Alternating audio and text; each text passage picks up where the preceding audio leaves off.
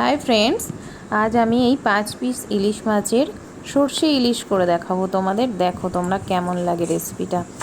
এতে আমি কাঁচা লঙ্কা, সরষে, সাদা তিল, কিছুটা সরষে বাটা আমার কাছে ছিল, আর পোস্ত নিয়ে নিয়েছি। একটু নুন দিয়ে দেবে সাথে। আর সরষে বাটাটা আমার কাছে কালকে ছিল, সাদা সরষে আর কালো সরষে পেস্টটা দিয়ে এবার সরষে তেলের মধ্যে বাটনাটা দিয়ে কিছুক্ষণ নাড়াচাড়া করে দিয়ে কাঁচা লঙ্কা ফেলে দিয়ে দিয়েছি আমি 4-5টা। এবার আমি কিছুটা ফুটে গেলে সেটাতে 5 পিস মাছটা যেটা আমার কাছে রয়েছে সেটা দিয়ে দেবো আস্তে আস্তে এক এক করে। দিয়ে খানিকক্ষণ ফুটিয়ে মাছটা হালকা আমি ফ্রাই করে নিয়েছিলাম, তাই বেশি ফোটাবো না, আমি হালকা করে ফুটিয়ে নেব এপিট ওপিট করে। দিয়ে একটু কাঁচা সরষের তেল এর সাথে অ্যাড করে দেবো নামানোর আগে। ব্যাস, তাহলেই আমাদের সরষে ইলিশ রেডি হয়ে যাবে।